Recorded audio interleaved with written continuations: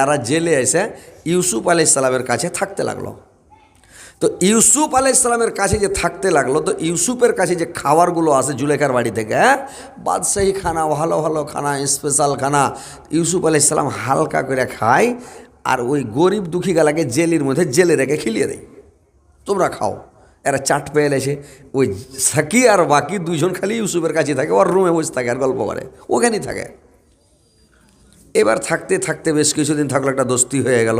তারপরে একদিন ওরা দুইজন কিন্তু স্বপ্ন দেখেছে, সাকি আর বাকি দিয়ে বলছে, হে ইউসুফ, আজকে রাত্রে আমি স্বপ্ন দেখেছি। ইউসুফ আলাইহিস সালাম বললেন, তুমি কি স্বপ্ন দেখেছ বলো? সারা পরিবেশক বলল, শুনেন ইউসুফ, আজকে রাত্রে আমি স্বপ্ন দেখলাম যে আমাকে প্রধানমন্ত্রী, দেশের বাদশাহ আমাকে জেলখানা থেকে ছুটিয়ে নিয়ে গেল, আর ছুটিয়ে নিয়ে গিয়ে আবার আমাকে ওই কাজে নিযুক্ত করলো, আবার শরাব পান করাতে লাগলো। আমি শরাব পান করাতে লাগলাম বাদশাকে।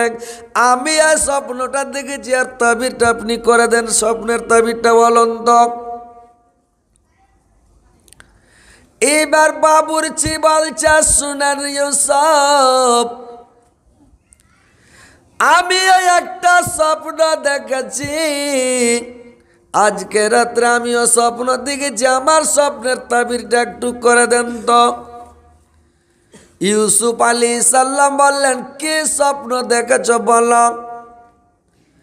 বাবুর্চি বলল, আমি স্বপ্ন দেখলাম যে এক টুকরি রুটি বা এক ধামা রুটি আমি মাথায় বহন করছি, আর চিলগিদনিগুলো আসছে, কাওয়াগুলো আসছে, আর আমার মাথাতে বসে যাচ্ছে, আর মাথাতে বসে আমার রুটিগুলোকে ছিঁড়ে ছিঁড়ে নিয়ে চলে যাচ্ছে, আর ছিঁড়ে ছিঁড়ে খাচ্ছে, রুটিগুলোকে নিয়ে পালিয়ে যাচ্ছে, ছিঁড়ে ছিঁড়ে খাচ্ছে, ঠকেরা ঠকেরা খাচ্ছে আমার মাথার রুটিগুলো। আপনি তাবির করে দেন তো, এর মানে করে দেন তো, কি ব্যাপার? হযরতে ইউসুফ আলাইহিস সালামকে আল্লাহ মুজিজা দিয়েছিলেন, স্বপ্নের তাবির করতে পারতেন। আপনি স্বপ্নের কথা বলে দিলে কি তাবির হবে? আল্লাহর নবী ইউসুফ আলাইহিস সালাম বলে দিতেন। আল্লাহকে এত বড় ক্ষমতা দান করেছিলেন। হযরতে ইউসুফ আলাইহিস সালাম বললেন, ওগো জেলের সাথীরা, তোমরা শোনো, আমার আল্লাহ আমাকে এত ক্ষমতা দিয়েছে, এত শক্তি দান করেছে, এত আমার আল্লাহ আমাকে শক্তি দিয়েছে যে কালকে সকালবেলা তোমাদের জন্য কি নাস্তা আসবে, কি টিফিন আসবে, নাস্তাতে কি সবজি আসবে, সবজির রং কেমন হবে, আর কালার কেমন হবে, সবজির টেস্ট কেমন হবে, আইনা হবে না নুনচা হবে না ঝাল হবে, কেমন হবে, ওটাও আমি বলে দেব। আমার আল্লাহ এত জবরদস্ত আল্লাহ, আমার আল্লাহ আমাকে এই ক্ষমতায় শক্তিটুকু দিয়েছে, এত জবরদস্ত আমার আল্লাহ। আর তোমার যেটা আল্লাহ, তোমার যেটা উপাস্য, তোমার যেটা তোমাদের রব, সেটা কিন্তু খোদা হওয়ার উপযুক্ত নয়, আল্লাহ হওয়ার উপযুক্ত তাদের মানে কোনো যোগ্যতাই নাই। কারণ তোমার যেটা তোমাদের উপাস্য, যখন হা করা থাকে এরকম করে মাছিতে যদি হেগে দেয়, মশাতে পেঁধে দেয়, ওর হাঁকাবার ক্ষমতা নাই, হা করেছে মুখ বন্ধ করার ক্ষমতা নাই। নিজের হাতে তোমরা করো কি, কাঁড়িতে দড়ি লেপটাও, পাছা দিকে কান্নালা বাঁশ ভরো, মাথাতে একটা ভাঁড় দিয়ে দাও, সুন্দর করে কাদা দিয়া লেপটা কাদা মাখিয়ে কাপড় পিনিয়ে সুন্দর করে আগা দিয়েছে, জিভে দেখা, তোমরা জিভা দেখাও। আমরা জিন্দগিতে কেউ আল্লাহকে কোনোদিন মসজিদে যা জিভা দেখালছি?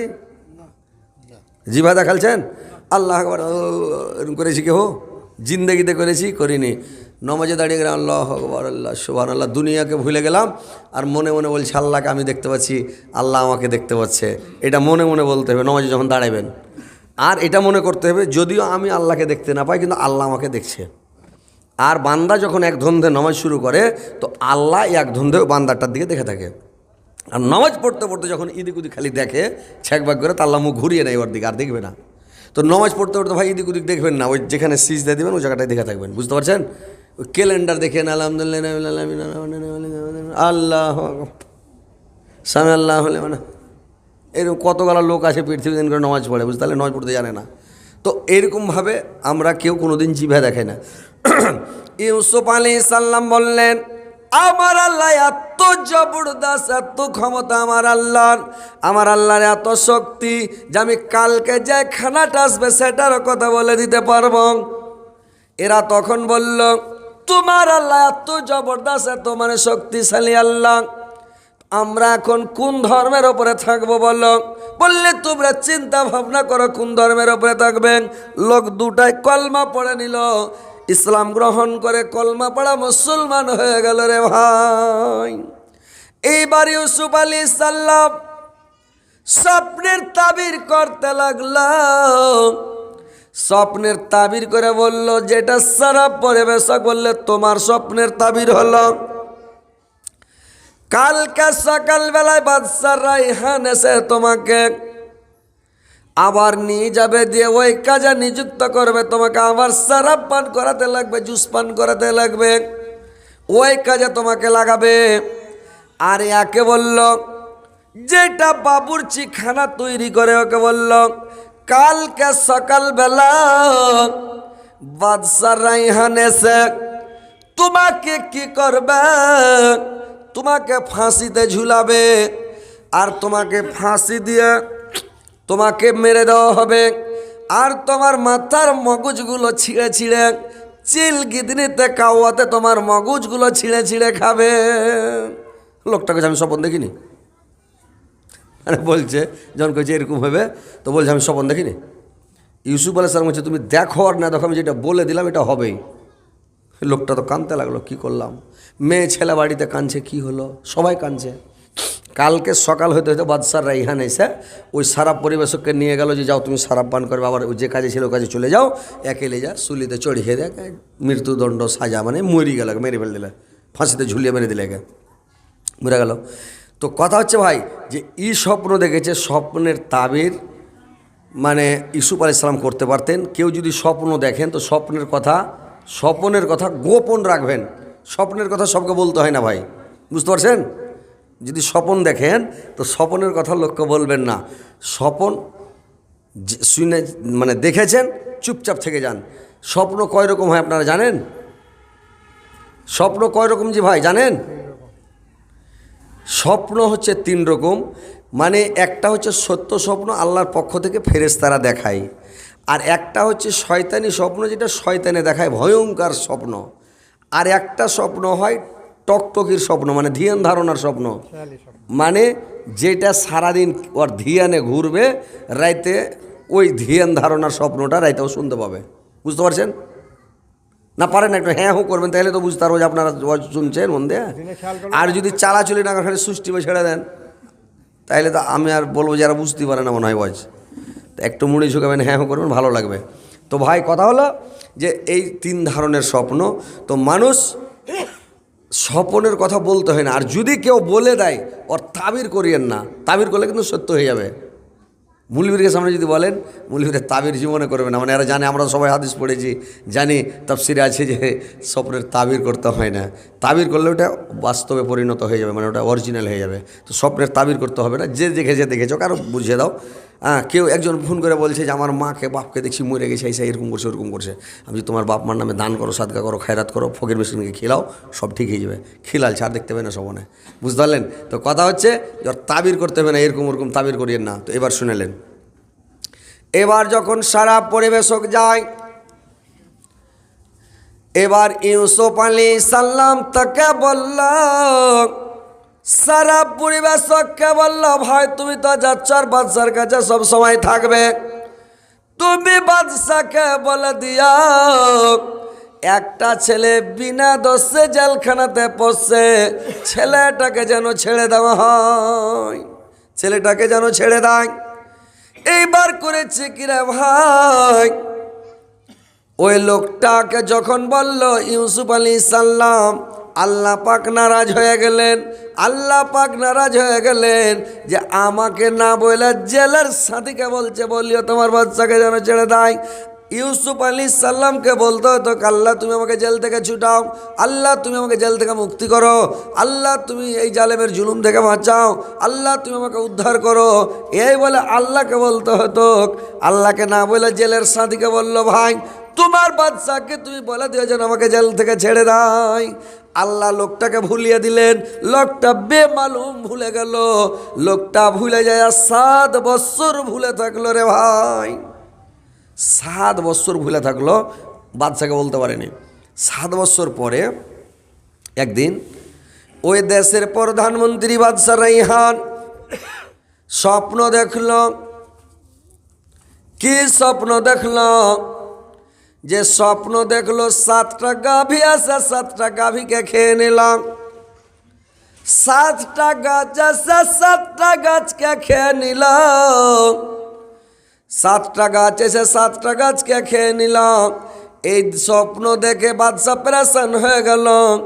সকালবেলা সারা মিশরের মধ্যে যতগুলো ঠিকুয়া ছিল, নুজুম ছিল, সমস্ত ঠিকুয়াকে ডেকে বলল, তোমরা গনে পড়ে দেখো, আমার স্বপ্নটার তাবির করো। আমি এই স্বপ্ন দেখলাম, আর মানেটাকে আমাকে বুঝে বলো।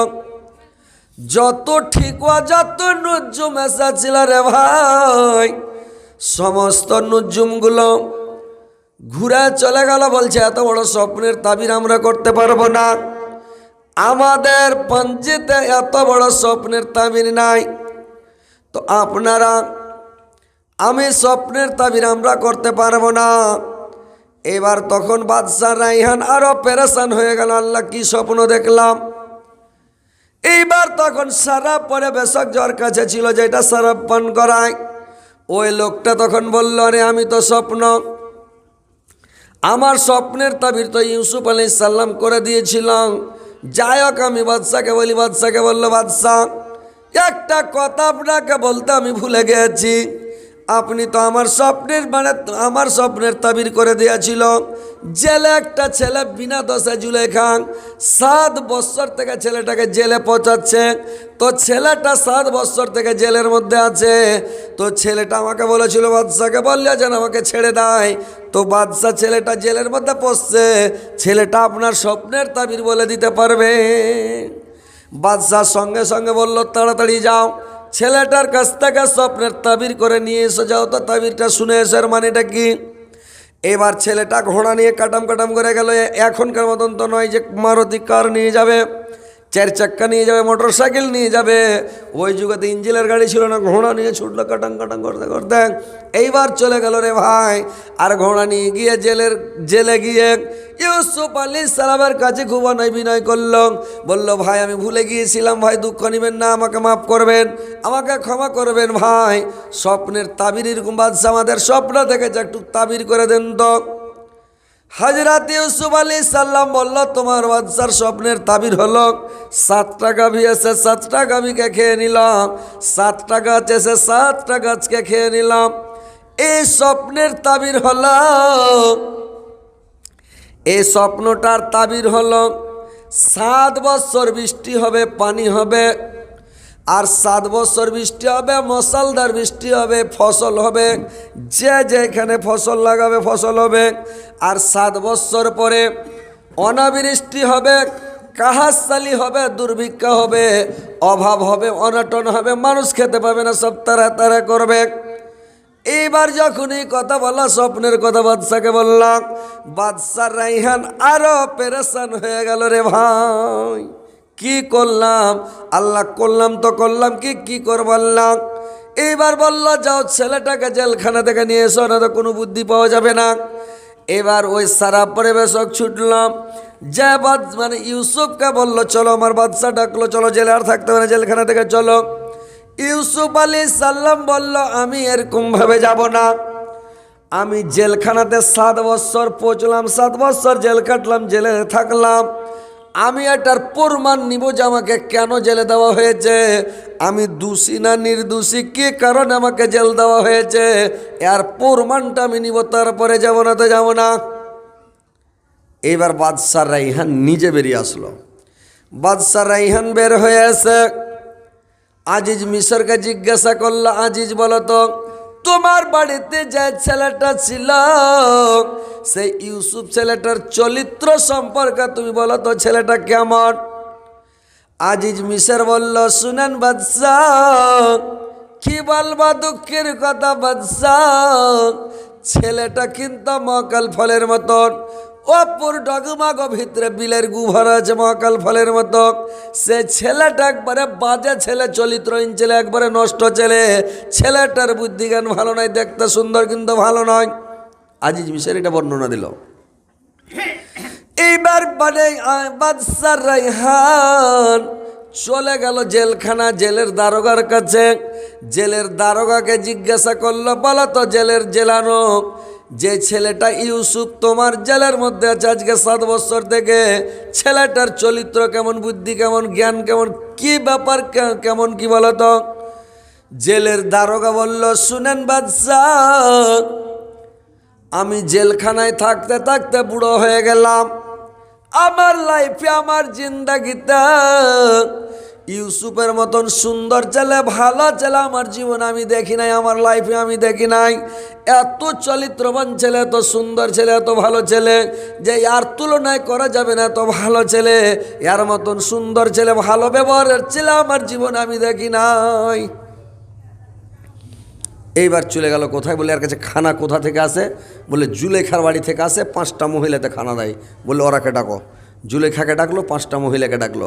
মহিলা 5টাকে জিজ্ঞাসা করলো। কি জিজ্ঞাসা করল?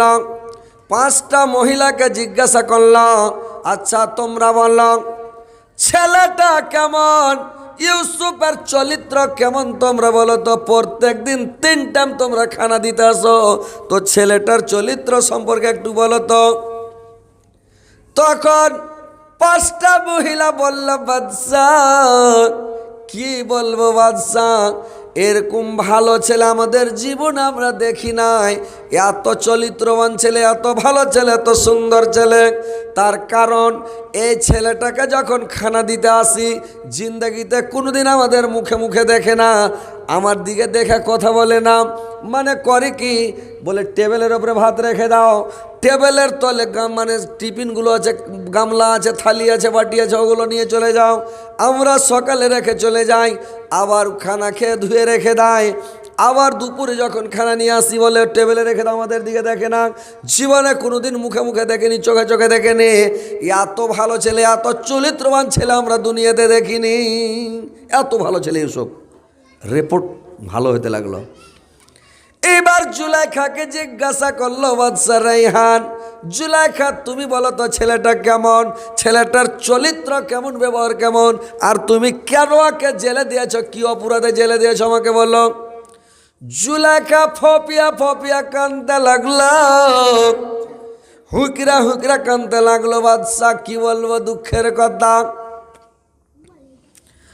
যত দোষ হয়েছে আমার থেকে হয়েছে বাদশাহ। দোষী যদি দোষ স্বীকার না করে তো সাক্ষী তলব করতে হয়, সাক্ষীকে ডাকতে হয়।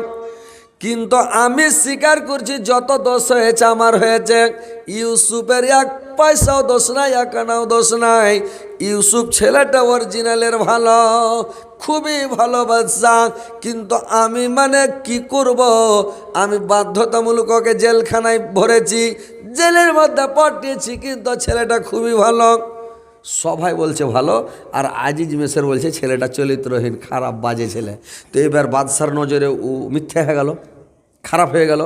তখন আজিজ মিশর কি বলবে হুঁশ না পেয়ে বলছে, যা তোকে তাল্লাক দিয়ে দেন। জুলেখাকে বলছে তুই তাল্লাক।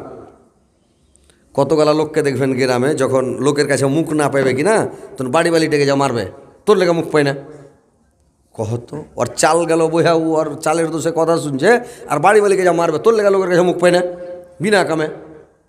তো ওই রকম ই কথা ঢুঁড়ে না পেয়ে কইছে, যা তোকে তাল্লাক, তোর বাপকে তাল্লাক, তোর মাকে তাল্লাক, তোর 14 গোষ্ঠীকে তাল্লাক, যা তাল্লাক দে। তাল্লাক যখন দিয়ে দিলে, এবার তাল্লাক দিয়ে আজিজ মিশর বাড়ি চলে গেল, জুলেখাও বাড়ি চলে গেল, সবাই বাড়ি চলে গেল। এবার যখন প্রমাণ হয়ে গেল যে ইউসুফ নির্দোষী, তখন ইউসুফকে সঁতে করে বাদশা রাইহান নিয়ে চলে আলো। বাদশা রাইহান নিয়ে চলে গেল।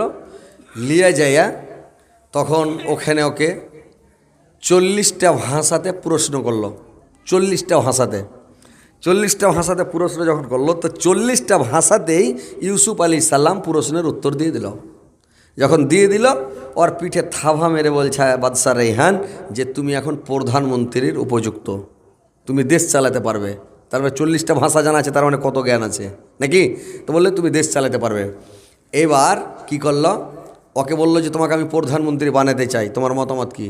ইউসুফ আলাইহিসসালাম বলল, শুনেন বাদশাহ, আমাকে প্রধানমন্ত্রী ডাইরেক্ট বানাবেন না, আমি প্রধানমন্ত্রী হব না। বললে তাহলে তোমাকে কোন মন্ত্রী বানাবো, তুমি কোন মন্ত্রী পদে নেবে বলল? ইউসুফ আলাইহিসসালাম বলল, শুনেন বাদশাহ, আপনি আমাকে খাদ্যমন্ত্রী বানিয়ে দেন, আমি এ দেশের মিশরের খাদ্যমন্ত্রী হয়ে যাব।